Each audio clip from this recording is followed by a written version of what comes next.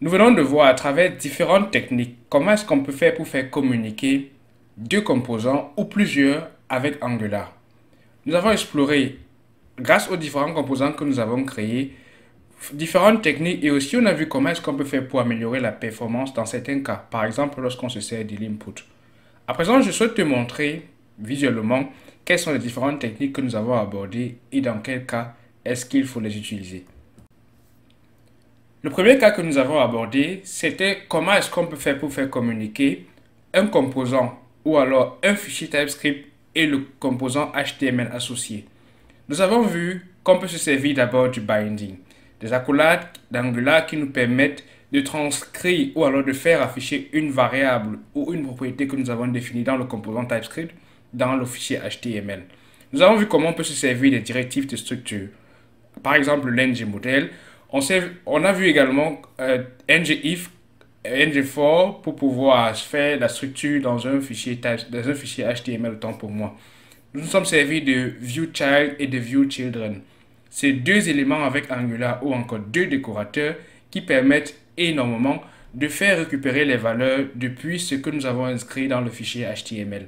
Grâce à viewChild et viewChildren, on s'est rendu compte qu'on peut intégrer des classes. On a vu un exemple avec le ngForm ou encore le ngModel.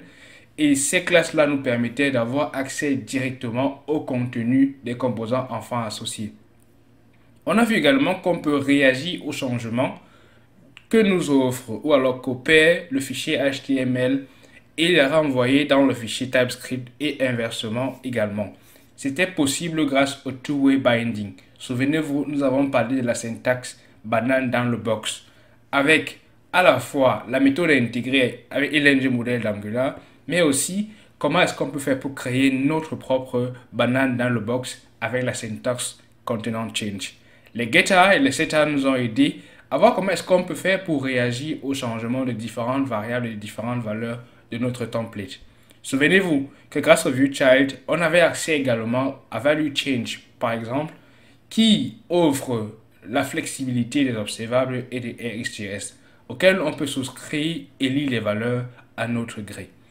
L'autre chose que nous avons abordée, c'était de savoir comment est-ce qu'on peut faire pour faire communiquer un composant parent et un composant enfant. Par définition, moi j'explique généralement qu'un composant enfant, c'est tout composant que nous insérons à l'intérieur d'un autre. Avec cette définition-là, tu peux à chaque fois te rappeler qu'avec le décorateur input Angular, tu peux facilement intégrer différentes valeurs. Avec les références sur le template, tu peux pouvoir avoir accès aux propriétés qui sont déclarées à l'intérieur d'un composant enfant.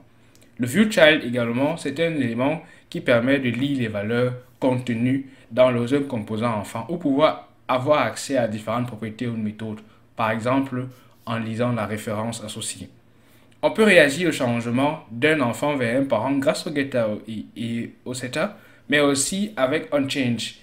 Par exemple, si les valeurs du parent ont été modifiées et qu'à l'intérieur de notre enfant, nous souhaitons travailler avec les valeurs qui ont été modifiées. onChange peut être un élément sûr pour pouvoir réagir dans ces cas-là. Et souvenez-vous également que lorsque nous avons pas mal d'input, il faut se servir du Change Detection on Push d'Angular. Par défaut, chaque composant a un Change Detection à default. Pour un parent et un enfant, il faut réagir également lorsque l'enfant souhaite changer les valeurs. On l'a vu dans le cas des différents enfants que nous avons créés et du compte bancaire que nous avons mis en place.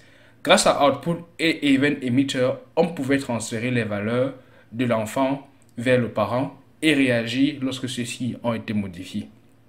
Le dernier contexte que nous venons d'aborder, c'est savoir comment est-ce qu'on peut faire pour faire communiquer différents composants, peu importe où est-ce qu'ils se situent dans notre application, qu'ils soient des composants enfants ou alors d'autres composants parents eux aussi.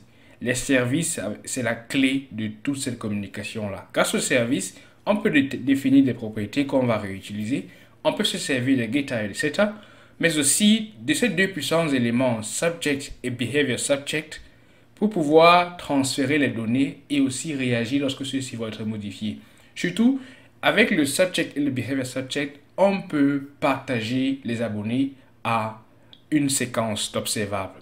Également, pensez à faire la différence entre les services qui sont disponibles pour toute l'application ou alors qui ont la propriété providing provide une route ou alors des services qui sont associés simplement à un provider local, comme on l'a vu dans notre cas. Dans l'un ou l'autre des cas, vous aurez des avantages et des inconvénients. À vous de décider quel sera le plus adapté pour le contexte particulier que vous avez et pour votre application.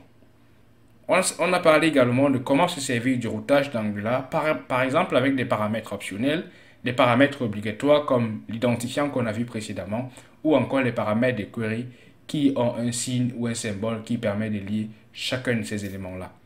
Ces différents contextes et différentes techniques que nous avons vues. Parmi ces techniques-là, malheureusement, nous n'avons pas abordé Redux, qui est un design pattern de programmation pour pouvoir maintenir le statut des données. La raison pour laquelle nous ne l'abordons pas ici est que cela constitue une playlist particulière. Nous allons l'aborder bien plus tard sur nos différents canaux avec Angular. Nous sommes arrivés à la fin de notre tutoriel sur la communication des composants Angular. N'hésite pas à me laisser en commentaire sous différentes vidéos ce que tu en penses, mais aussi des suggestions qu'on peut utiliser pour les prochaines playlists autour d'Angular et des techniques de développement web. Comme promis, les prochaines playlists apparaîtront sur la nouvelle chaîne Coolest Learn, dû au problème que nous avons rencontré avec Google. Comme Coolest Tech, Coolest Learn est responsable de démystifier différentes techniques autour d'Angular, mais aussi de d'autres technologies du web que nous allons aborder avec le temps. Connais-tu quel est le thème de la prochaine playlist? Je te laisse la surprise. N'hésite pas à t'abonner et à partager la chaîne avec tout ton entourage et toutes les personnes qui sont intéressées par le développement autour d'Angular et les technologies du web. À bientôt.